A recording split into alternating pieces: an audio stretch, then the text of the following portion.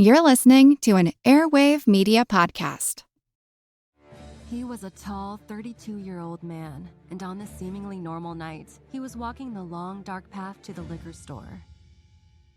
When he should have just used Drizzly, the go-to app for drink delivery. With Drizzly, you can shop a huge selection of beer, wine, and spirits from stores near you, then get them delivered to your door. Download the Drizzly app or go to drizzly.com. That's DRIZLY.com today. Must be 21 plus, not available in all locations.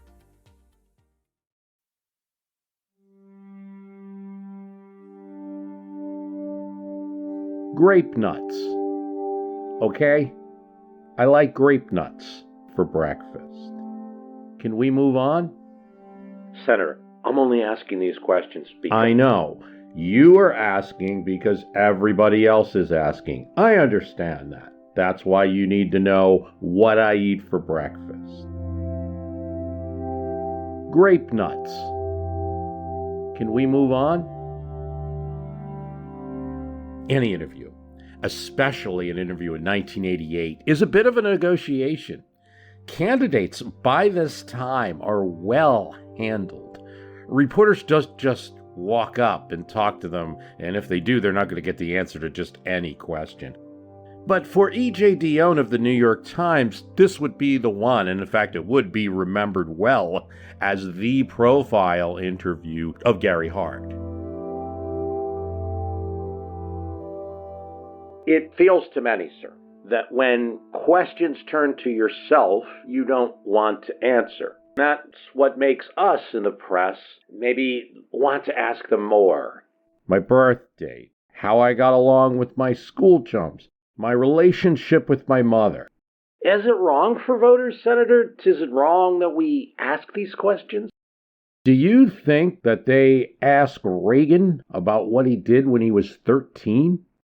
Does anybody realize that Russia is changing, EJ? Of course we do. We are going to talk policy, Senator. I just wanted to ask a few questions. Don't you want to ask me about Iceland? We have an historic opportunity. Absolutely, sir. But candidates are invited into the living rooms of millions of people. Don't you think the people deserve... Stop saying people, EJ, when you mean the press. I understand. You are not asking. You are asking because they are asking. I get that. I am not being terse. But it feels like you don't want to answer, though. Grape nuts. Okay?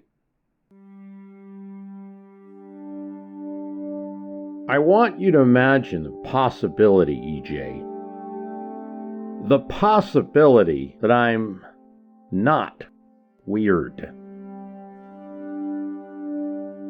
Jack Germain and Jules Witcover said in their campaign memoir, These Broad Stripes, about 1988, that they bemoaned the loss of all the private time that they had between reporters and candidates. Now walls went up. Like, you didn't just talk to Hart the way that in 1968 they could have talked with Robert F. Kennedy while they were playing poker with him. But there's two sides to that coin. It's not just the reporters chomping at the bit to get something out of the candidates that might be different from the other newspapers and television stations. Candidates, too, knew that they needed to get the candidates in a profile article, and preferably the best, fairest one that they could get. A nice profile piece in a major magazine or newspaper could fly over the heads of the Rathers and the Sam Donaldsons on TV and make their candidates relatable. It wasn't just Hart who threw walls up. George Bush, he put up walls too. Didn't like talking biography, same way as Hart. Don't put me on a couch, he would tell reporters. They tried to ask about what he was thinking. Don't put me on a couch. You wanted to talk to Bush? You had to go through Marlin Fitzwater, who handled press. And then you're probably going to have to go through George W. Bush, campaign aide throughout this campaign for his father, the embodiment of the wall. Everything you said to Bush or Fitzwater was going to get back to the candidate, and you were going to be judged. To build a relationship, to get a profile interview, that took time. And Gary Hart's campaign picked Dionne because he was enormously fair, progressive-minded. He wasn't a wolf like the rest of the pack. But the profile, as difficult as it was, would be remembered for one reason. When E.J. Dionne asked, with 1,000 apologies, and after a long discussion of missile reduction, plutonium control, and free trade expansion, when E.J. asked about the rumors of womanizing that were surrounding Gary Hart gave a lot of smokescreen answers, and eventually said, "If they're so worried, put a tail on me. You will find I'm boring."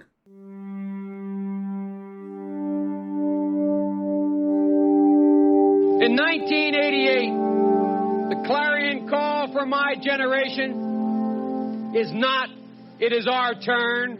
Our party has a problem with sensitivity. We're perceived as not caring about people. Every team has to have a quarterback, somebody that call the signals and throw the ball. Standing up to pressure is something the next president is going to have to do. Poor, black, Hispanic, white, disabled.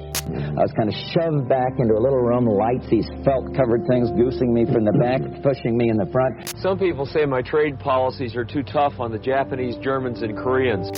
Say, now what are you going to say? You're saying the party and hurt. Now what are you going to say? 2 cabinet officers indicted. Part of it is just a very commendable kind of skepticism. Self-aggrandizement has become the full-throated cry of this society. I don't know why you did a 180-degree reversal on that issue, but the fact is you did. Nuclear materials, plutonium and weapons-grade materials.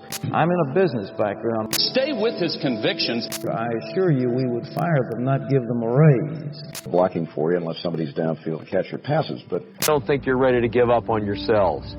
I've got mine, so why don't you go get yours?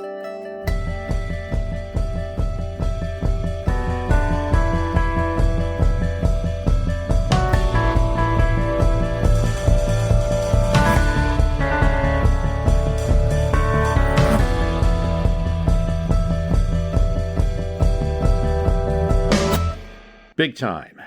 The 80s, so much larger than life, as the Peter Gabriel song said. Big time. A virtue type time. Bright, big, enhanced shoulders for women. Spender pants for men. Denim jackets, but perfectly crafted denim jackets. Power is expressed through your personal computer, the IBM PC2 with 3.5-inch discs, and the OS2 operating system. The ad says, how are you going to do it? PC to it. The Sinclair 288, the first computer weighing under 2 pounds. Anything is possible now in the 80s.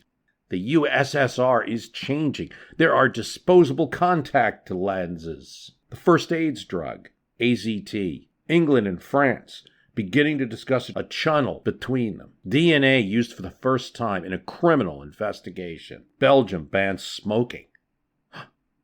And the U.S. Supreme Court says Rotary clubs must admit women. Movies, The Last Emperor, Moonstruck, Dirty Dancing, Wall Street telling us greed is good.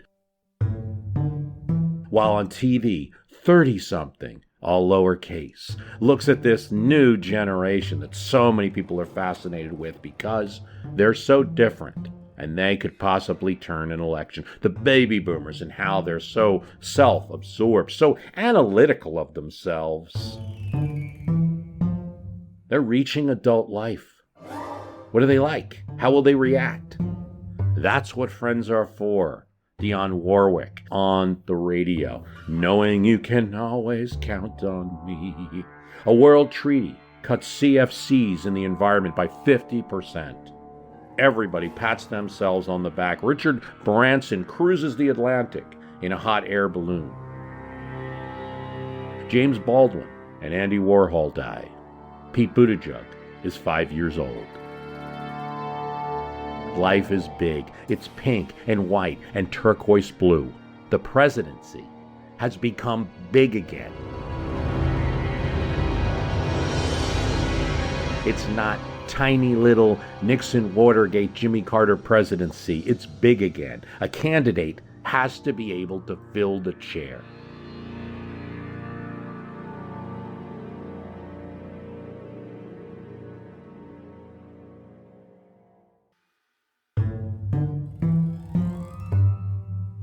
Of a comfortable home with working parents, people with jobs, a life chance of moving out of a pest and damp-infested set of rooms into a decent home built by a Labour council under a Labour government. The life chance of an education that went on for as long as I wanted to take it. The United Kingdom is not immune to these changes, and a leader is emerging there across the pond with the potential to upend politics there. Me and millions of others of my generation got all their chances from this movement. Neil Kinnock, who is the Welsh-born leader of the UK Labour Party, heads up a party that took a beating in the last election. But he's popular. People like him. They like his wife. He seems relatable. And when he makes speeches, he can speak to working people in language that they understand. We want to honour our undertakings in full, in every sphere, every area of policy. We want to say what we mean and mean what we say. He's up in the polls, and nobody expected it. Conservative Party led by Margaret Thatcher expected to win the election easily. The party decides they'll feature him, Neil Kinnock. Now, that isn't strange in America where we feature individual personalities of candidates, but it's new in the UK. They're going to have something different, what they call a presidential election. After all, straight up in polls, Neil Kinnock is more popular than Margaret Thatcher. An American-style campaign. Why am I the first Kinnock in 1,000 generations to be able to get to university? And there's this great speech where Kinnock has, where he talks about his generation and his Welsh ancestors, and how come he was the first one to go to college. Was it just because he's so great? What about his wife? Was it just because she's so smart? Was his ancestors stupid people? Her ancestors stupid people? Did they not work hard? How could that be? They're in the mines all day. Maybe, Kinnock's point is, it's because we instituted some policies that are better for people. A friend of Joe Biden, who works at the American Enterprise Institute, writes down what Kinnock's saying.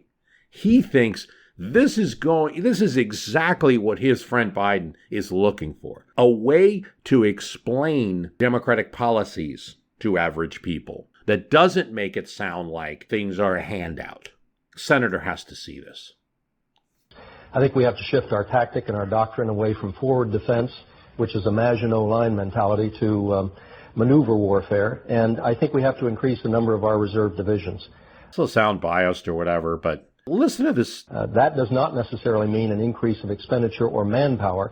It may mean restructuring our military forces on the land, as well as the continental forces of other nations, into smaller divisions. And I think what you have is a comfortable frontrunner.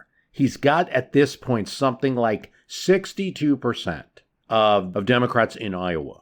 And having more, changing what is often called the teeth-to-tail ratio, increasing the number of combat units, combat forces, and reducing the number of support forces. It's early. It's 1987. Anything can happen, as we'll find out. But when you listen to it, how comfortable he is with policy, how he can diagnose what's wrong with the Reagan administration without just kind of casting insults and names of the Reagan policy on one of its strongest points, which is the military buildup that occurred during the 80s. It's no surprise thinking that he could walk right in. Now, the networks have already announced major cutbacks in the election unit. Yeah, like who? You? Dukakis or Tanner? Who's the best bet to beat Bush? Let's talk about cable TV, because 1988 is the first election where it really starts to matter.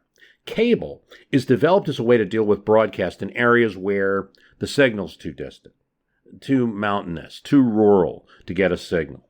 It ends in 1976 when the FCC deregulates it. Now, there are innovations and experiments, a home box office, HBO, a music video station, you know that one, an all-news network, you know that one as well. There's these new kind of innovations all the time. By the time you get to 1988, there are 50 million Americans watching cable with dozens of networks available to them, instead of just those 3 networks. And because of all these choices, you need to have content. What am I going to do? Tanner 88, now twice monthly on HBO. Monday. The pressure on ratings is not very high because ratings are small on all of these channels, so they can take some chances. And that's what Tanner 88 does. The most exciting power couple since Liddy and Bob Dole. Yeah. It's a weird show in that Tanner is a fictional candidate running for president in 1988 during a real election year, and real candidates such as Bruce Babbitt and Bob Dole are featured on Tanner 88. They film in New Hampshire while it's going on. Gary Hart makes an appearance. So does Pat Robertson. Tanner is a fictional candidate who has very low prospects. Like, talk about lower than Arizona Governor Bruce Babbitt's chance. He's going to lose. His staff doesn't know what to do until candidate Tanner just starts talking in a late-night staff meeting. Well, last night we were sitting around with Kirk O'Donnell and Hart and Biden, a couple of the other candidates. We were shooting the breeze about how much the party had changed since the 60s. And the staff is like, this speech is better than anything that we could have scripted. One of the quick-thinking staff turns the record button on the camcorder. Suddenly, out of the blue, Lexi turned to Hart and she asked him who was his favorite Beatle. First Hart laughed. He stumbled around, trying to remember her name. Then she repeated her question for Biden, and Biden said, well, he'd never been a Beatles fan. He was into jazz. And Dukakis answered Paul because he liked his wife or something. Now, I don't know if Lexi knows the names of the Beatles herself, let alone the answer to her own question. But it suddenly dawned on me that I sure as hell did. And I knew for sure that anybody who didn't had absolutely no claim to generational leadership. Now, I must have, 10 years on Joe Biden? But damn it. He wasn't paying attention back then, and I was. And one of the things I figured out very early on was a singer mattered as much as the song. The ideas were only valuable as the people who got behind it. Tanner is giving this authentic speech about how things ought to be and how candidates should be real. That ideas were only as valuable as the people who got behind them. And it's all being filmed. People unafraid of honest inquiry. I'm not smart enough to know all the answers. But I do know we've got to keep asking the questions. Because throughout our history, we have always maintained that we could do better. We've insisted that we could do better. And then at the last moment he says, the right answer is John Lennon. They run this reality cinema as an ad on the fictional TV show. The right answer is John Lennon. And it does wonders for Tanner. He starts getting all of these fundraising calls. Oh yeah, you had to take calls those days to get the money. It shows the yearning in 1988, though, for somebody to say something that wasn't handled, that wasn't scripted. It's a great show. I guess you can find it on YouTube. Cynthia Nixon is the candidate's daughter. This is a very special occasion. Which is kind of cool.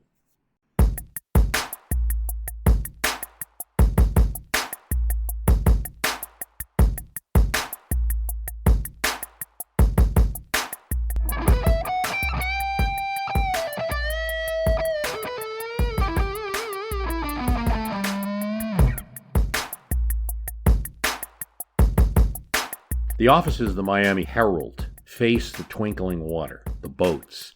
Its logo is the backdrop for scenes in Miami Vice, the TV show. Come on, Scott. Who do you think you're dealing with here? A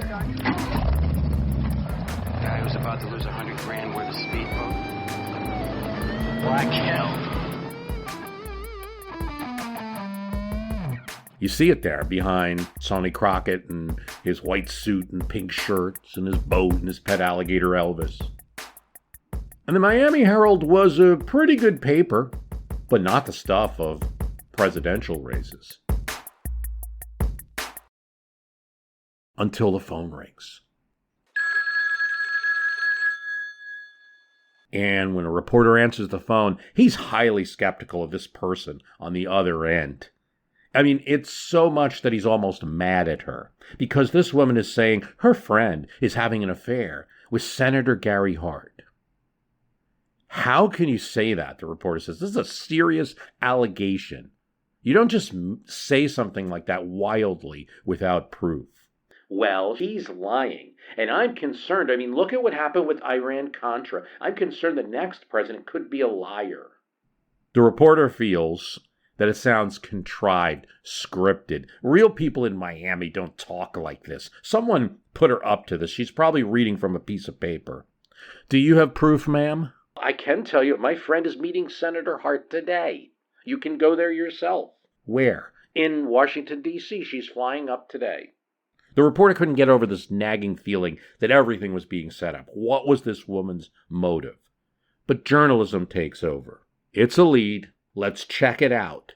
He gets a description of the woman from the tipster on the phone. He gets his editor's consent and then gets on a plane. Just barely makes it. He has only the phone tipster's description of the woman, but he figures it out to his amazement. Curly hair, former model, gets into a cab and then goes to a condo. That condo is owned by Gary Hart. And his wife Lee is known to currently be in Colorado. The Miami Herald doesn't have a huge organization. They have a reporter in D.C. The reporter who flew up grabs him, and they do a two-person stakeout. It's a poor stakeout. It will be revealed later, does not meet the standards of journalism. If they would have called WAPO, they might have got it done better, but they would have had to share the story, right? Big gaps in time, inconsistent, didn't always have a view of all the doors on Gary Hart's condo. Hart definitely is seen leaving the building with this woman, who is not his wife, shortly after 9 p.m. He's seen returning with her shortly after 11 p.m. And then he is seen leaving with her the next evening. They cannot say for sure if she might have left during the night or something like that. But nonetheless, when they see Senator Hart emerge later, they ask him, who was the woman? I'm not going to answer that question. That is between me and her, a private conversation. It is a friend. Nonetheless, the stakeout and his denial is enough for a headline.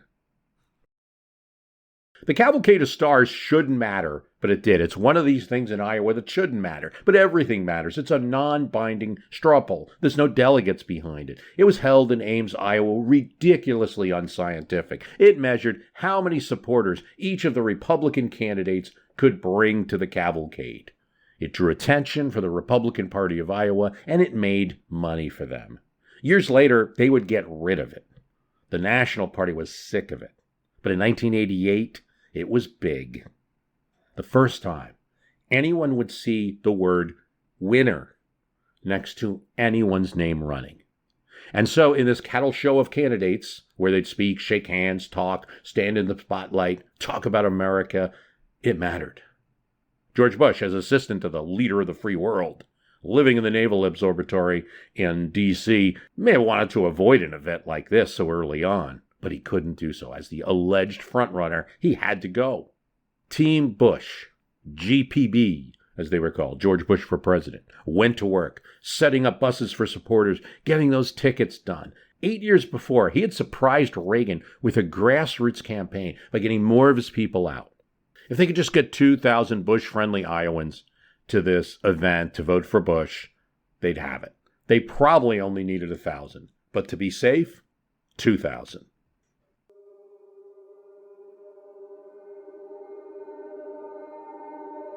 I did not emerge or burst on the scene, I guess, until after the New Hampshire primary in February. And then, as you know, it was a real roller coaster. When Gary Hart announces his campaign formally, it's on a windswept rock formation in the foothills of the Rocky Mountains, Red Rocks Park. It is called the Garden of Titans. Here's how the Times describes it. Mr. Hart, wearing a blue suit and cowboy boots, arrived in a Jeep and took his place at a slab of sandstone. I make this race because I love my country. It was a big moment.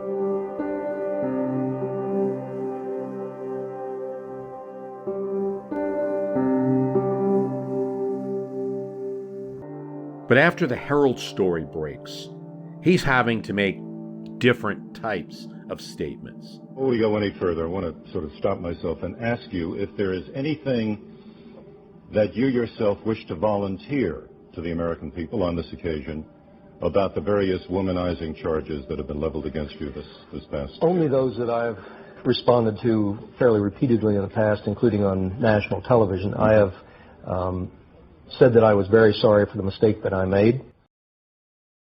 The entire press corps was focused on the Herald story, the mysterious woman in the condo.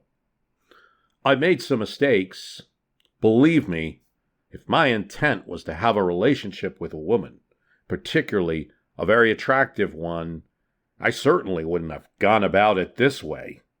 Gary Hart, the Democratic presidential candidate who has dismissed allegations of womanizing, spent Friday night and most of Saturday in his Capitol Hill townhouse with a young woman who flew to Miami to meet him. Hart denied any impropriety. He tries some lines at various press conferences that will occur in the next few days.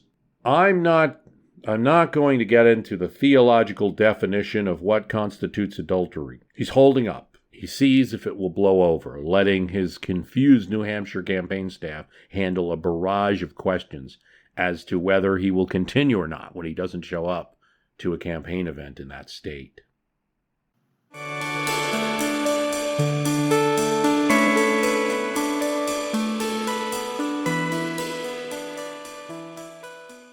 St. John's College is for students who seek meaning in their lives and who want to ask hard questions of themselves and the world.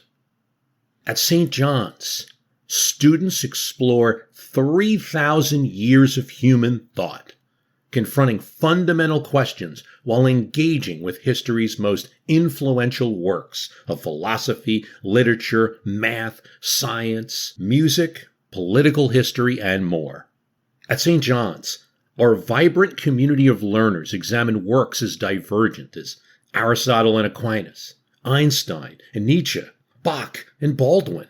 Together, students learn to question their own perspectives while listening to a multiplicity of others, opening up a world of possibility, thought, and truly diverse and respectful community. At St. John, students are also supported towards academic and life success with summer preparation programs, Pell Grant matches, merit scholarships, generous student aid, paid internships, career supports, and a faculty-student ratio of 7-1.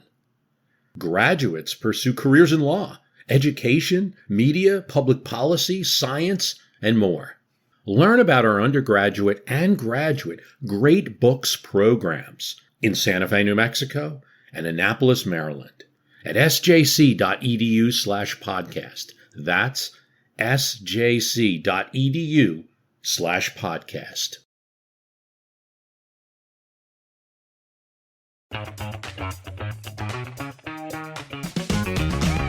Hey there, I'm Dylan Lewis, one of the hosts of Motley Fool Money. Each weekday on Motley Fool Money, we talk through the business news you need to know and the stories moving stocks on Wall Street. On weekends, we dive into the industries shaping tomorrow and host the experts, authors, and executives that understand them. Tune in for insights, a long-term perspective on investing, and of course, stock ideas. Plenty of them. To quote a listener, it pays to listen. Check us out and subscribe wherever you listen to podcasts. Miami Herald has a series of stories about this, as do other papers. Democratic presidential candidate carried on a private relationship with a young Miami woman for at least 2 months that included long-distance phone calls and a visit to his townhouse, according to the Herald investigation and Hart's own admissions. I have said that there's no way that anyone can respond to rumors and gossip, particularly in public life. I have confessed my errors and sins, if you will, in a way that I don't think any national leader has done in a long time. Now, it should be said that what's going to become the sensation of the 1988 election is something that the media did a lot of self-questioning about. It felt like a tabloid-type story, something that would be in the National Enquirer. Indeed, in a few weeks, pictures are going to appear with this woman, Donna Rice, model, actress, appeared as an extra on Miami Vice one time, sitting on the lap of Senator Hart. Is the news media joining the National Enquirer by running this story? Here's Time. Some media experts thought the Herald stakeout was too forward for a mainstream news outlet. Time and other news outlets said Hart was asking for comeuppance because of his earlier challenge to put a tail on me. That made it, according to Time's logic and the logic of a lot of media organizations, a question about his judgment and a question about his truthfulness. Time also argued journalism had evolved. So did societal changes. Sure, public office holders like John F. Kennedy or LBJ having affairs, you didn't report on that culture of the time. But with the breakdown of sexual taboos in the 1960s, discussion of such topics is more acceptable in general life. So it is in media. At the same time, with the changing status of women, society has grown less tolerant of the macho dalliances of married men. No, I should say Time magazine trends conservative. So the New York Times is also reflective. It's, after all, a person we're going to elect to be president, not a set of policies. Once in office, the policies may change, but the person's intellect, judgment, and character, it will not. Mr. Hart's judgment was in doubt. This new episode deepens those doubts. Here's Rick Kaplan, producer of ABC's Nightline.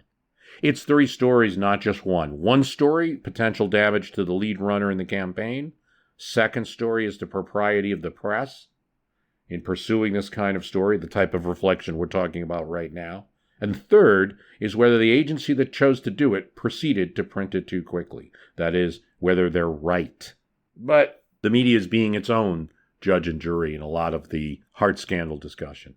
On ABC, Sam Donaldson said of Mr. Hart, if in fact he was dumb enough to go ahead with conduct that, if discovered, would be inimical to his campaign, he should be disqualified for stupidity. They got high tech, we got grassroots. They got commercials, we got a message. They got a rich campaign and looking for a leader. We got a leader. We can make it. We got leadership.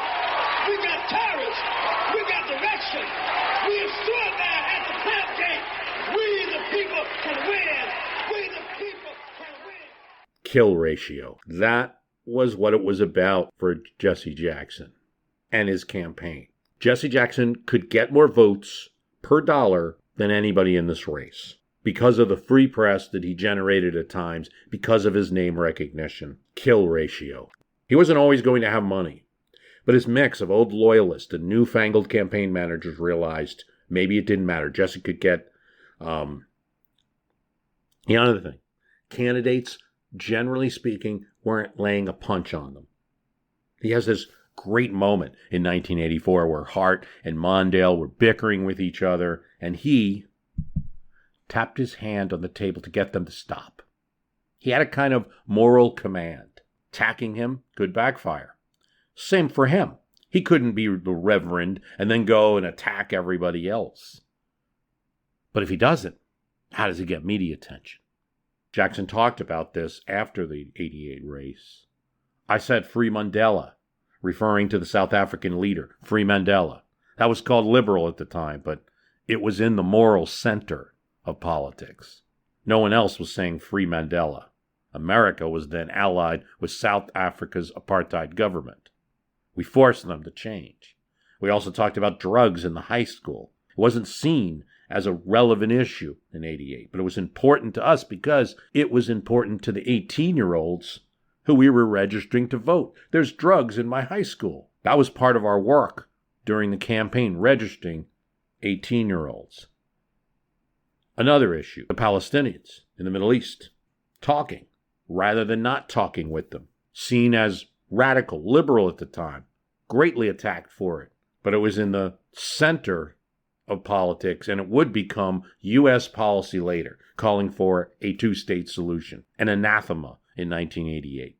Another issue Jackson spoke of, comprehensive health care, so-called liberal. But we took these kind of positions that are normal, and the press called them liberal. Everyone's excited about Jesse. A lot of people are excited about Jesse. Jesse's going to increase his vote share by 4 times in Iowa in this campaign. that he got in 1984. He's going to get the backing of Ernst Hollings, a white senator from South Carolina, and Bernie Sanders, white congressman from Vermont. Could not get people from two different sides of the political spectrum than that. Jackson had them. He tries to use the fact that he takes on what could be considered radical causes as a strength. Hey, call me what you will, but I'm not a pushover. Jerry Austin, the campaign manager, wanted to find all of the opportunities to get that kill ratio, bang for buck, vote per dollar. An aide tells him at one point about, Alaska is having a caucus, and it's kind of like, in a room somewhere. No one's paying attention to it. Alaska? I don't think Jesse's been up there. No. What the hell? Send a box of Jesse Jackson 88 pins. Okay. We are all going to have to seriously question the system for selecting our national leaders. That reduces the press of this nation to hunters. And presidential candidates do hunted. For Gary Hart, the kill ratio is exactly the opposite. The more that he's been speaking and not addressing the question directly, the more that he's losing out. So Hart has a press conference in Colorado. He goes out and makes a speech to a reporter. Now, people are talking that it looks like it's even announced on the news that Senator Hart's going to abandon his campaign for president. But it gets a little complicated. I intended, quite frankly, to come down here this morning and read a short, carefully worded political statement saying I was withdrawing from the race and then quietly disappear from the stage. Oh, what is this setup? Does that mean that Gary Hart's not withdrawing? And a lot of people think this. Is he going to keep running? And then I woke up about 4 or 5 this morning, and I said to myself, hell no. Hell no. And there's just cheers from the audience. You think that he's going to be defiant here, continue his campaign. But I'm not a beaten man. I'm an angry and defiant man. Supporters are really getting their hopes up here, but as it turns out, it's not that Gary Hart won't withdraw. He'd just like to bash the press a little as he does it. This moment will be, this Gary Hart scandal will be stewed over for critics from time to come. Did we lose a potential great candidate or even great president because of a tabloid media story that people just temporarily got infatuated with? People have been questioning this since 1988. There's just a flurry, a new book and a flurry about this a few years ago. The Columbia Journalism Review will find that these reporters would often struggle and contradict themselves in an effort to make sense of the rules they had constructed. The truth was that all this business about judgment and character was a rationalization and not a very persuasive one. You might think Hart had been caught bludgeoning a beautiful woman to death rather than taking her to dinner.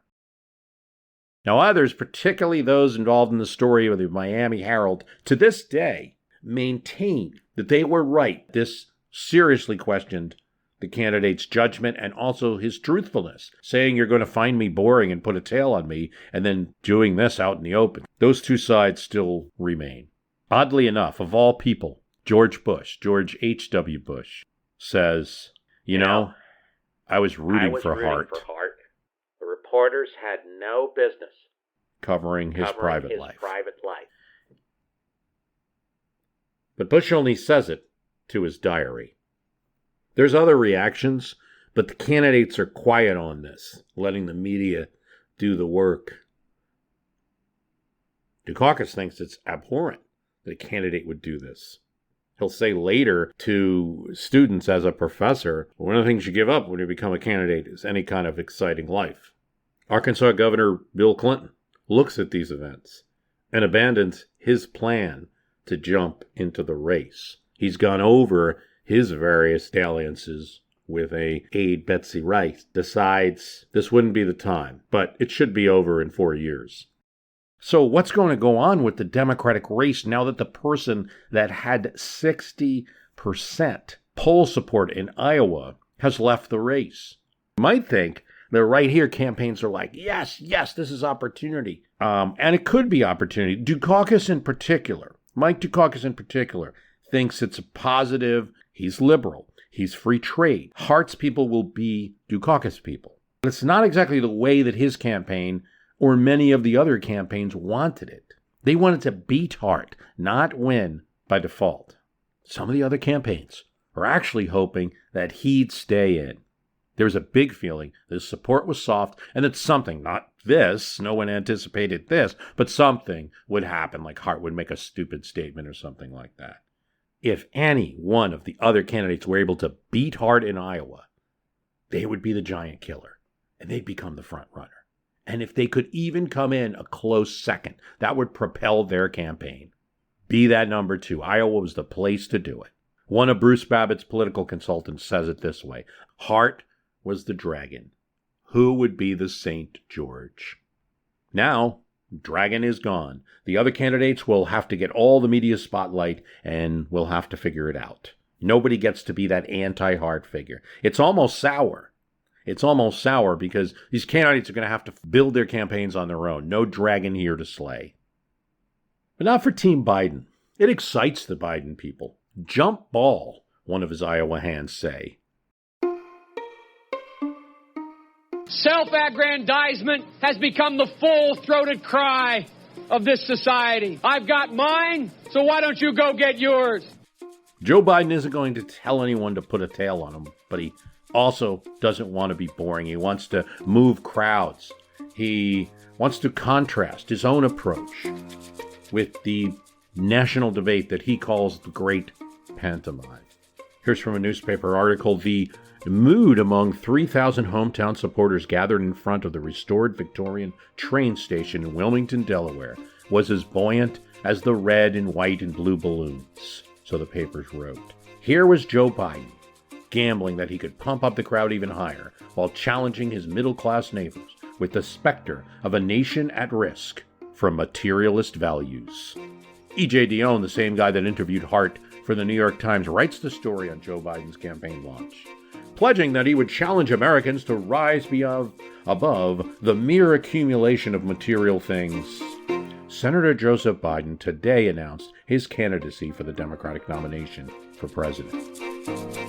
We've been lulled by the anthem of self-interest. What's in it for me? We must rekindle the fire of idealism in our society. It is our moment of obligation and opportunity. The message that Biden wanted to send was picked up by a willing Dionne. Kennedy oratory revealed. His voice, said the paper, bounced off the surrounding buildings. But inside, Joe Biden would later reveal in his memoir, something felt off. Somebody had hooked me up to a lie detector in 1986 and asked if I was going to be a fully announced candidate for 1988. I would have said no. If they had asked me if I was likely building a base to run for president in 1992, maybe 1996, I'd say absolutely. This wasn't like the early days at the Senate back then. I could see that race to victory. I knew I was going to win. Presidential race, this was different. I couldn't see it. But the men and women who were in the business of this, they were hot to go.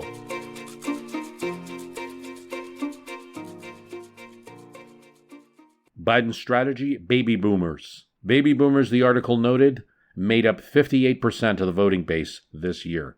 And even though Biden was slightly older than him, they were what got him elected to his first Senate seat. But the article about Biden's launch wasn't completely positive. Biden's mouth, it said, can be his greatest liability. During a hearing of the Senate Foreign Relations Committee, he came across as a hothead when he relentlessly badgered George Shultz. He might just talk himself out of the nomination, according to an Iowa activist off the record.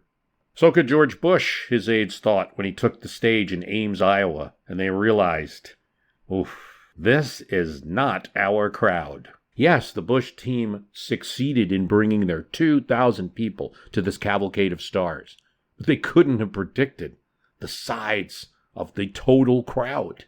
Where are the Republicans, those people that voted for Reagan-Bush in 1980 and 1984? Thousands of people converged, along with what seemed to be hundreds of reporters and cameramen. And these Republicans looked different. They looked like Bush Republicans. They were, for instance, wearing T-shirts. You're not going to see that in Connecticut at the GOP meeting. And they were doing too much clapping and whooping. They didn't appear dignified. They looked at the crowd with binoculars. They saw that what the T-shirt said was Robertson, the TV evangelist, was running and wanted to make a big showing here. Lee Atwater says to Richard Bond at the time, "I'm going to kill you." Actually, he said it more like, "I'm going to kill you." It was Bond's job to get people there. He did. He just didn't get enough. They didn't know how many people Pat Robertson could bring. But if it's true, Atwater-Wren's message would be just as much his fault, because the appearance of thousands of evangelical voters from all over Iowa didn't make Bush change his strategy a bit. He had planned to stand by Ronald Reagan. He was with Reagan. He was damn proud of it. That's at least what he put in the text of the speech sent to reporters. Damn proud of it. The word damn was in there. A way to make Bush look tough. But he does call an audible during the speech, and when he sees the crowd, he drops that and just says, "I'm proud of it." Bob Dole, watching Bush at the cavalcade, is chuckling as he falls flat with the audience. He saw that Bush's speech, talking about Reagan attacking Democrats in the crowd, too political. Bob Dole had an advantage. Ames was a university town. He had some old people from his frat that were watching the event for him, watching how it played on TV, and he'd be ready. He also had a local politician, Chuck Grassley, who would nominate him and announce him. And when he does announce Bob Dole, Grassley says, "He's one of us." When he takes the stage, it's Bob Dole charm. It's not time to talk about Reagan, Bush. It's certainly not time to talk about Bob Dole and his proposed policies. Dole can sense he's lost and Bush lost. This is a campaign. This speech is about coming in second. "I welcome you to the Republican Party," he said to the Robertson people who came. "The stakes are high, but we need you, and we need your prayers." Sure enough, Robertson comes in first in the cavalcade of stars, and Dole comes in second. Bush, the next to the leader of the free world, came in third. But Bush still had time to take this early indicator from what Iowans were thinking in this first-in-the-nation voting. This is just a straw poll. It's not the caucuses yet. He could change up his campaign and do something about it. Campaign staff, son George W. Bush, are mad at the staffers for not winning the cavalcade, but they're not going to change strategy. I'm proud to walk side by side with the president, keeps saying. And a Florida straw poll puts Bush first, Dole second. But there's a lot less publicity for that Florida straw poll. If blacks vote in great numbers, progressive whites win. It's the only way progressive whites win. With Gary Hart leaving the Democratic primary, there is a new national frontrunner, and it's Jesse Jackson. When women win, children win. When women and children win, workers win. But unfortunately for Jackson, this is 1988. There is a perception that will haunt him, that he's going to try to break, will haunt him nonetheless. The can Jesse win question. Can Jesse actually be a serious nominee? Is America ready for a black president? But on name recognition alone, he's got more percentage in the polls after Hart's leaving. In Iowa, it's a little different. Despite Jesse Jackson's noble efforts there, it's going to greatly increase his vote over 84. There's a new frontrunner in the state of Iowa. It's not their fault we can't sell our cars in a market like that, and I'm tired of hearing American workers blamed for it. Dick Gephardt was running a shoe leather campaign. It's the same way that he had always won in Missouri. Didn't have a lot of money, but he'd shake every hand, go to every door. And when he'd spent over 100 days in Iowa working that state, because that's what Jimmy Carter did, something was off. Because he wasn't getting a response from people when he talked. He wasn't getting beyond that 1, 2, 3%. The way that he had been running his campaign, because Richard Gephardt was a successful congressman, he would have House members support him and show lists of congressmen that were for Dick Gephardt. If you elect me president, I'll be able to get stuff done from day one. What's the biggest problem with the Reagan administration? They can't get things done in Congress. I can. I won't have that problem. And it's a lot logical, right? It's like, here's a list of congressmen that support me. Probably going to be a Democratic Congress. This is 1988. Congress isn't going to flip to Republicans till 1994. You make me president, I know these people will get stuff passed. Hey, pretty compelling. Great message for the press, for D.C., but it fell flat in Iowa. And New Hampshire, too. They showed up because they always show up to meet candidates. They're curious, or in some cases with Gephardt's campaign, their union had made them show up. So he hires a new consultant and decides on a new strategy. Then the Korean government slaps on 9 separate taxes and tariffs. And when that government's done, a $10,000 Chrysler K car costs $48,000 in Korea. First in a speech, and he gets an outrageous response to the speech. Then he turns it into a TV ad. We make a car here called the Chrysler K car that costs $10,000. Compare it to the Hyundai. That costs $7,000. But if you sell it in Korea, and his teeth clenched as he's saying the word Korea, with different tariffs. His teeth clench when he says tariffs. The car now costs $40,000. When I'm president, I will meet with the South Koreans. The Gephardt Amendment calls for 6 months of negotiation. If that doesn't work and I'm president, we have to walk away from that table. It's an ad that Dukakis can't make.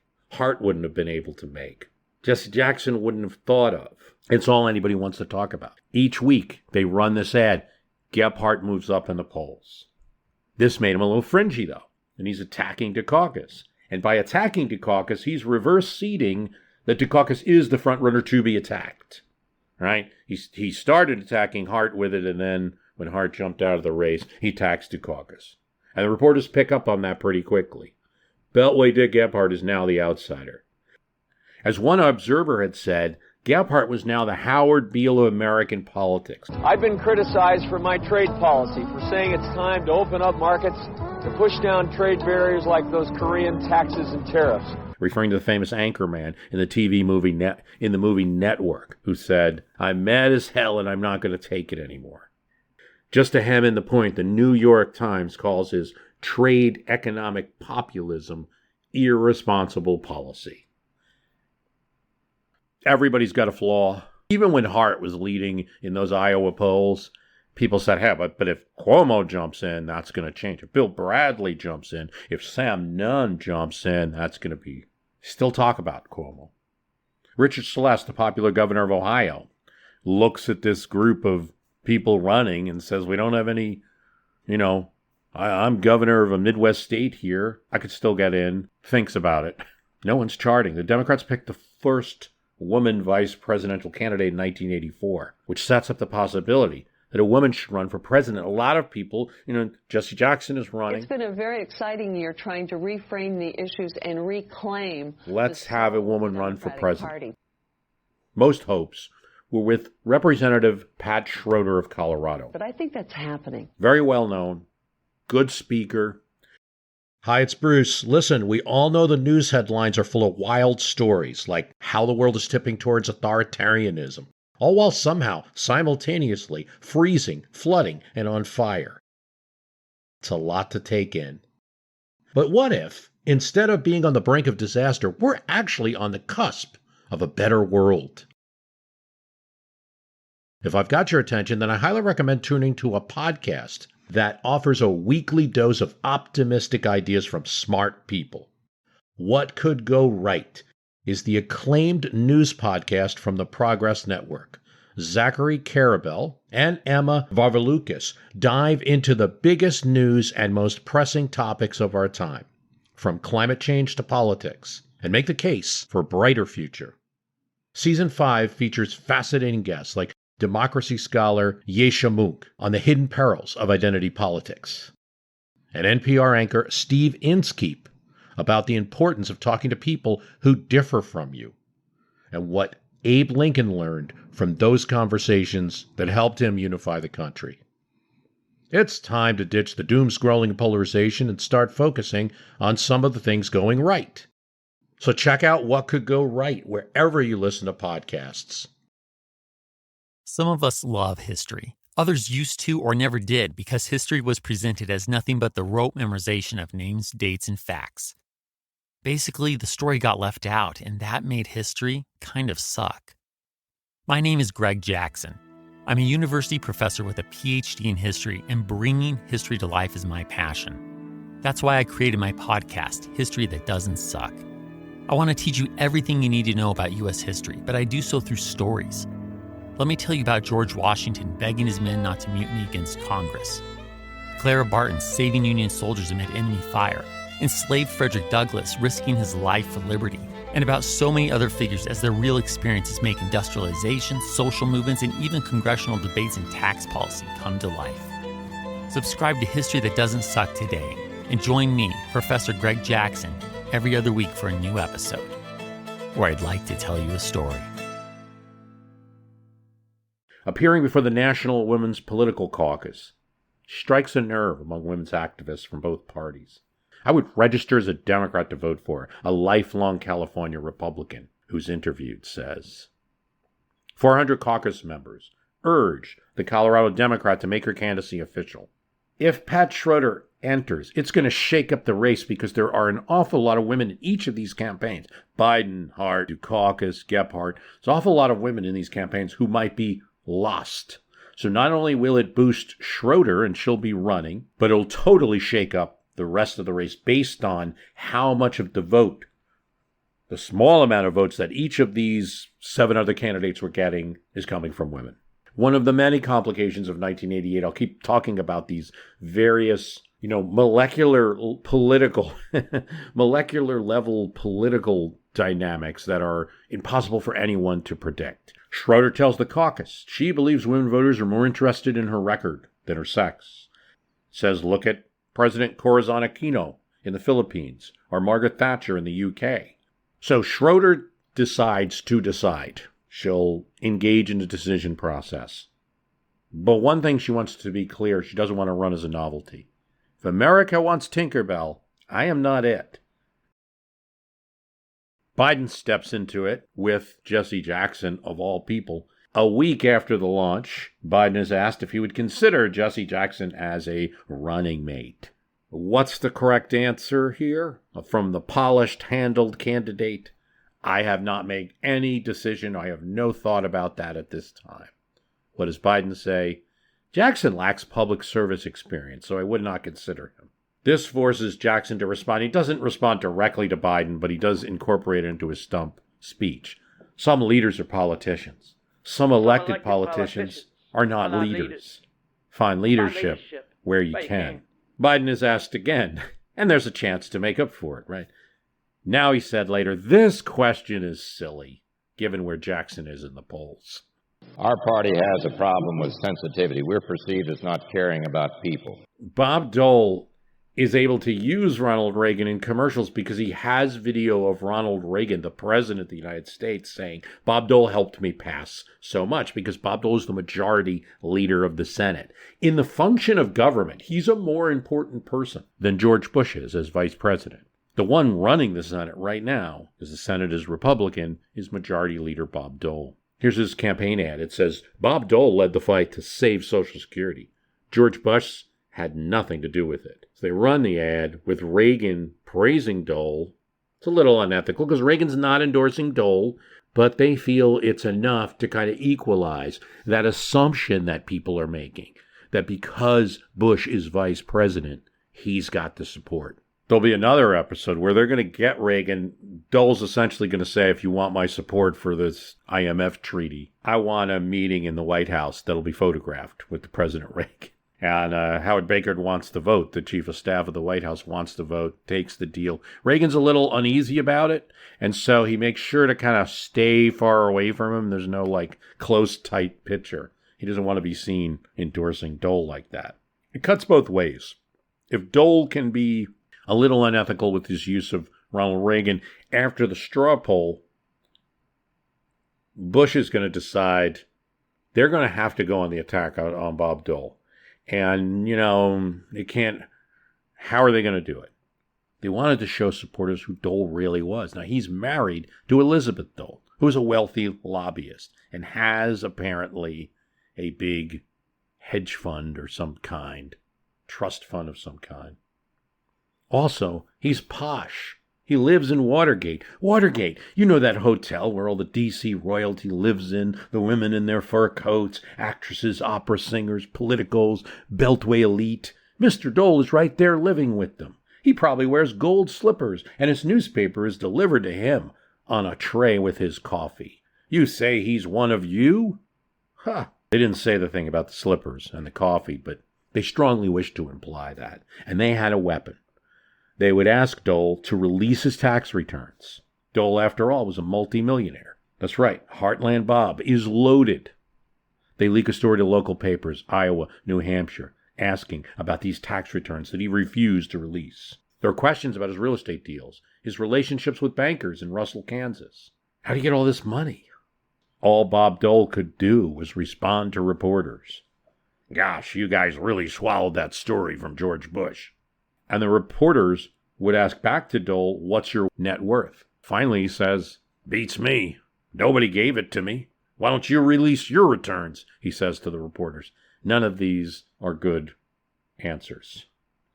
Bush kept the story going for weeks in the press, and eventually, Bush and Dole hand over 20 years of tax returns. Once they did that, the story disappeared for the most part, except in the back of Dole's mind. It was a cheap shot, and it made him angry. It's your fight, too. Vote, volunteer, contribute. Dick Gephardt. This new Gephardt story has upended the race post-Hart. It might be tempting if you're Mike Dukakis, the governor of Massachusetts. Maybe in the lead by a point or two, but nothing, within the margin of error in this total jump ball race. It might be an interesting strategy to say, well, let Gephardt and his economic anti-free trade message that is going to play in the rest of the country, let him win Iowa. Try to do a straw second, and then we'll beat him in New Hampshire or a neighboring governor. But Dukakis wants to chart in Iowa. John Sasso, his campaign manager, feels like Iowa wins this thing for Dukakis. A dual win. Iowa, then New Hampshire. Boom, boom. Big momentum. And reporters can't stop talking about Dukakis as inevitable. The thing is done. One state could put a lid on it. So as tempting as it might be to let Rust Belt Dick win Iowa and then take New Hampshire, he needs it. But how is he going to get it? Mike Dukakis does not scream Iowa. He does think about one thing. Iowa caucus goers, this is an activity you have to go to. You have to care about the Democratic Party to want to show up to these things. It involves hours of time. So Democrats who are going to go to the caucuses are going to tend to be more hardcore Democrats. You could read into that more liberal, certainly more liberal than the rest of Iowa, possibly than the rest of the United States. So in Sheldon, Iowa, on the South Dakota border, Dukakis says, I'm a progressive liberal. No one doubts him. He's from Massachusetts. And in Spencer, Iowa, not far from there, he says, I'm a true Democrat. I'm a card-carrying member of the ACLU. Joe Klein, a reporter in Spencer, Iowa, writes that down. Part of a piece on Dukakis' Iowa campaign. A researcher on George Bush's campaign will read Joe Klein's story and note that line on a small index card. Card-carrying member of ACLU. It could be useful for later. Joe Biden doesn't have to have any card unless that card said the adult in the room. That's his strategy. That's where he wants to be in this race. And he's poised to be that. These other seven dwarfs are nobodies, really. Biden, voice of the baby boom, elected with their votes 16 years before, has now been serving in the Senate. An accomplished leader, a mover and shaker in Washington. But even he can't anticipate how events will conspire to give him his chance to be really the adult in the room. When Lewis Powell retires from the Supreme Court, Powell, generally a Supreme Court moderate, split down the middle on decisions, sometimes writing decisions in between two warring factions on the court. He's stepping down. Reagan now has an opening. He could play it by appointing a moderate like Powell, please everybody, get it out of the presidential race. He doesn't want to do that. The Reagan White House wants to throw a bone to the political right. It's with great pleasure and deep respect for his extraordinary abilities that today I announce my intention to nominate United States Court of Appeals Judge Robert Bork. Bork. That's not a choice in the middle. That's a straight right choice. The adult in the room gets it, though. Biden knows. They don't really mean it. The White House wants to throw Bork's name out, do penance with the right wing, who's mad that Reagan is talking to the Soviet Union too much. They'll float this crazy name, former Nixon guy, make the right happy, annoy the liberals. Ted Kennedy's freaking out already. And then go with their real choice, somebody who can actually get on the Supreme Court. Come on now. He calls Howard Baker, Reagan's chief of staff. Good guy, used to be a senator. Biden and him get along. They take the meeting. Biden goes to the White House and sits there in the White House and talks. You don't want this fight? I'm not sure I want this fight. They don't say anything or make any commitments to Biden. Jesus, he thinks. They really mean this. Reagan appears with Bork, makes the nomination.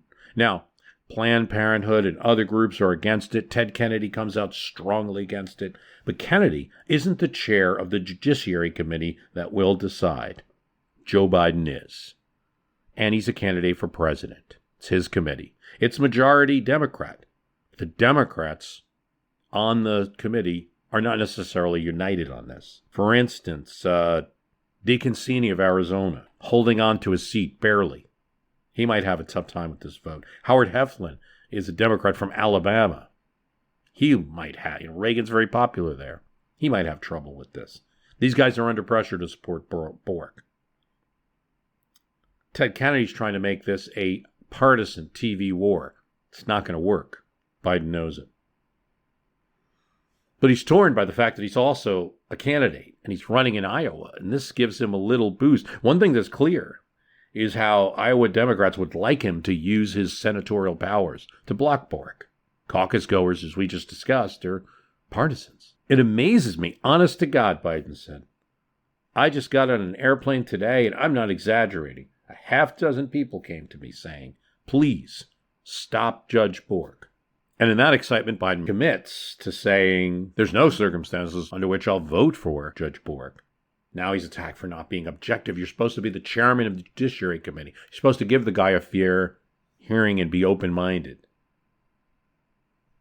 Then Biden says, I regret making that statement. Now the liberal groups go after him. I would bet my life that if I had been disingenuous and say, I have no opinion of Bork, the press would have said, Biden plays Hamlet. Here's the St. Louis Dispatch. Bork hearing to put Biden in the spotlight.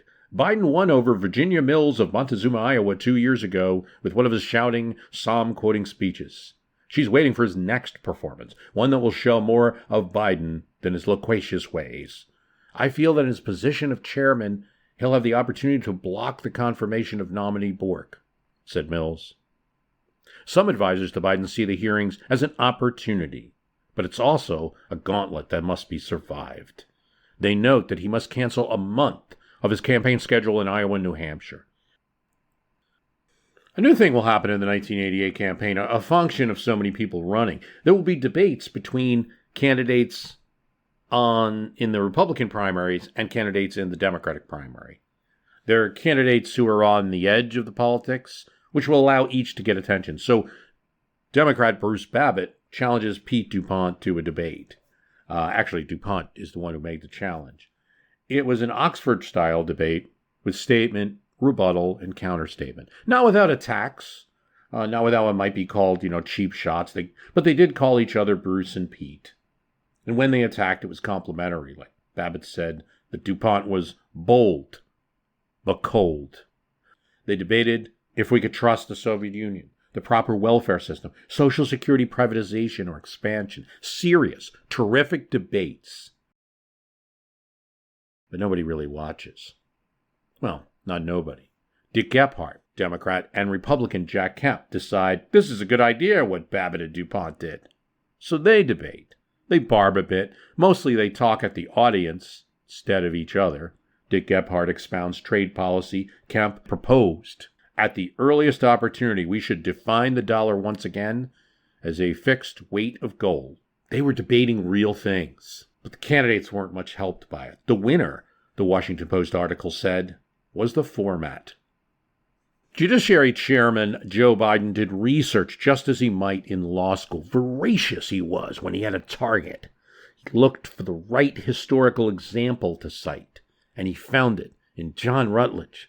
Guy was a force in politics in South Carolina, the founding of the nation. In 1795, George Washington, as president, appoints him to the Supreme Court. At the same time, John Jay had been sent to Great Britain to negotiate his infamous treaty with that country. The public hates it. It's unpopular. But judges don't speak about politics, right? Wrong, Biden found out in his research. John Rutledge did, even as he was being nominated to the court. He said, as dearly as I love Washington, I can't agree with him signing this treaty. The Senate, composed of Federalists for the treaty, didn't like Rutledge's comments. They voted against his nomination, even though Washington had nominated him. Here's Biden's point. No one questioned John Rutledge's constitutional knowledge. There's no record of that. His education, his law experience, they couldn't. No one questioned how good a judge he was. But John Rutledge was denied a seat on the Supreme Court because his views matter. His politics matter. Biden found precedent. He finds another example. Billings learned Hand, the 1920s. First name is learned. Last name is Hand. Good judge. Everybody thought so. SCOTUS basically uses his free speech standard. Can't say he's a bad judge. But his decision saw to it that he was not nominated. Woodrow Wilson picked somebody else. Why? Because of his views. And there is precedent for using a variety of reasons for disqualifying judges, not just are they a good judge or not. We're not the American Bar Association. And as the chain of historical research goes, it's a little spotty, maybe a little sporadic, but Biden could hardly contain the excitement of having that rhetorical leverage on everybody. So he's doing very well as chairman. He thinks he's got a good line on the other people on the committee, but it's starting to feel like the Biden for president campaign is second. In between hearings, there isn't much time for talk about presidential ideas. And the campaign almost becomes an annoyance, and he's doing things like last minute. Campaign was running a speech on the plane, a big speech for the Iowa State Fair, and it needs a finish, Senator. It needs some flair. Why don't we use the Kinnick stuff, an aide suggests. Yeah, it's a good idea. And the next president of the United States has to be someone the American people can believe will stay with his convictions. Post Hart, another candidate has entered the... Al Gore, senator from Tennessee, didn't know if he was going to run or not. He thought that maybe he'd do a light run. Just get his name out, get people thinking about Gore so he could run in 1992. But heavyweight donors from the Southern Democratic Party looked at the 88 race. Liberal, liberal, liberal. Governor from Massachusetts, sales tax guy, trade-phobic populist, liberal reverend, liberal bow tie wearer. Maybe Sam Nunn, a hawk on defense from Georgia, would jump in and start talking about something that Southern voters could get excited about. They didn't want to hear about how many liberal cards people were carrying. Sam Nunn announced he's not running. So they looked to Al Gore, son of a Tennessee senator and a Tennessee senator himself, with a nifty knack for arms control issues. He would do it a pinch. Arms control is a great issue because it sounds hawkish. It has the word arms. But it's also world helping and downright pacifist, getting rid of missiles, right? So even if you do it in a military process, it gives you defense cred, talking about arms control. And he mixed his hawkiness with a zeal for the environment. The donors asked, can you turn your sort of campaign into a campaign? If you do, the dollars will flow. When he does, he enters for real. And that means swinging at everyone. You voted against the minimum wage every time you had a chance to in the Congress. If you had your vote, it would still be $2.30 an hour. Now you say you're for it. Some Democrats want to vote against any weapons system. Hint, hint. Dukakis, in effect, won't play in the South. Turn and run away may work for some, but not for my country. A double attack on liberals and also on Gephardt's anti-free trade. Protectionism is just another way of saying America can't compete. You voted against the Department of Education. Now you say you're for it. You voted for tuition tax credits. Now you say you're against it. Strangely enough, although he was new in the race, he's instantly almost as well-funded as the best well-funded candidate, Governor Mike Dukakis, right off the bat, raising millions of dollars. You voted for Reaganomics. Now you say, well, where are you this week on Reaganomics? I'm not sure. Even on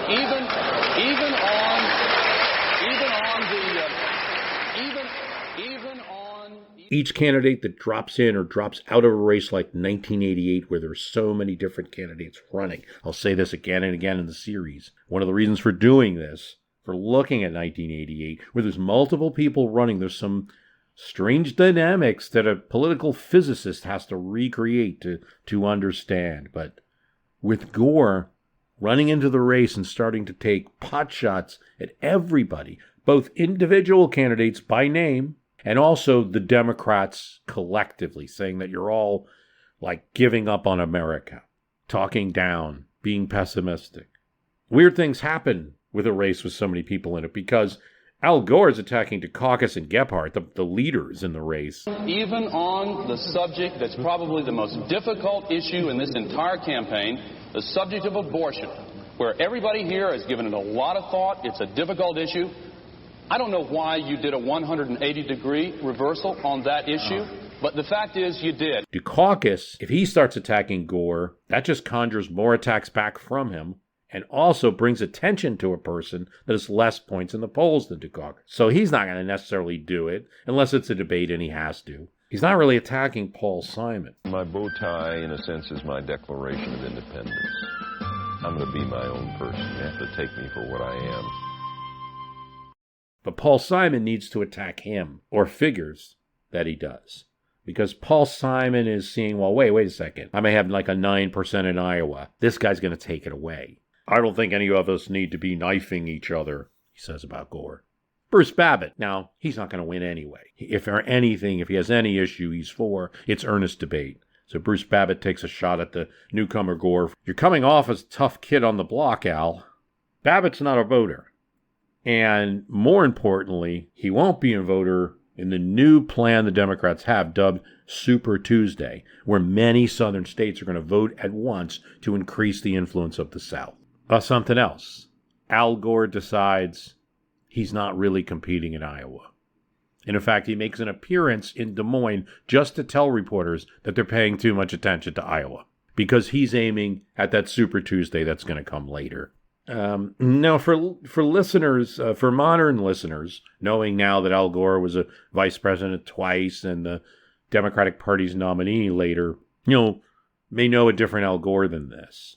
To hear that like Al Gore's the more conservative Democrat in a race sounds crazy, but this is exactly where he was in the 1988 race, at least compared to the other candidates. As Gephardt points out, Gore is not a perfect Southern conservative Democrat. Okay, on the contras, he sides with Reagan and he can claim to be hawkish. This is the attempt to finance fighters against the Soviet-aligned Nicaraguan government. But in other cases, Gore could be liberal. For instance, he voted against Reagan's tax cut. He's liberal for Tennessee, definitely, Gephardt points out. Gore does, even at this time, have a strong environmental record. But with no other place for conservative Democrats to go. In 1984, they had, like, Ernest Hollings was running from South Carolina. No other place to go. In this group of people, they're going with Gore.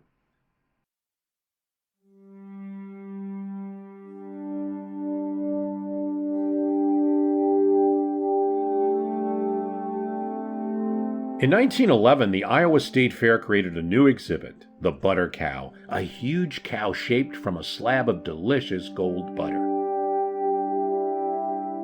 It's been a tradition since then, and it was there in 1988 too, along with other butter sculptures. In addition, 200 food stands where you could get fried Snickers, fried Oreos, pickled dogs, pork chops on a stick, bacon-wrapped hot dogs, and cornmeal. Performing that year, George Strait, Alabama. But not just country artists at the Iowa State Fair. It had become so large. Gloria Estefan, Julio Iglesias. The Iowa State Fair chose the Fair Queen, and talent contests were held. But in 1988, just like any year where there's a presidential election, the Iowa Fair gets one more type of talent contest. The politicians are there. And all the candidates, now including Gore, Biden, all of them, participate in a debate. When the candidates previously met, most people, both pundits and people watching polls, agree that Mike Dukakis was the winner. Biden wants to hit a home run here, delivering what he thinks is a feisty charge. Why is it that Joe Biden is the first in his family to go to college? Why is it that my wife, who's sitting out in the audience, was the first in her family ever to go to college? Was it because my ancestors were lazy? My ancestors worked in the coal mines, and they came up after 12 hours to play football. It's the same speech that Neil Kinnock had given. Why am I the first Kinnock in 1,000 generations to be able to get to university? And crucially, an aide, Tim Reedley, realizes Biden never says, as a great labor leader in the UK, Neil Kinnock says, at this speech at the Iowa State Fair. Other times, he's making the speech in Iowa, Biden says, as Neil Kinnock says. Reporters had documented this. There's even a tape where Biden is crediting Neil Kinnock. But at the Iowa State Fair, he didn't. And he didn't realize that he didn't. And fortunately, neither of the reporters.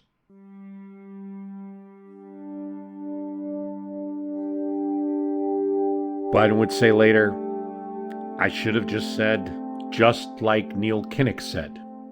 5 words. I should have said it. I didn't. It was naive as hell. I want to thank you for listening. This is You Break Everybody's Back, Part 2. Part 3.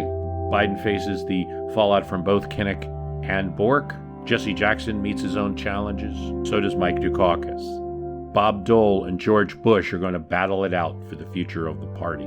Crucially, Bush is going to slay a dragon of his own. I want to thank you for listening. The website is www.myhistorycanbeatupyourpolitics. If you like what you're hearing, we've got lots of other shows there at that website, lots of other episodes. I do have a Patreon. If you'd like to support this program, you can give us a review if you'd like to review me. Really helps the show. Thanks for listening.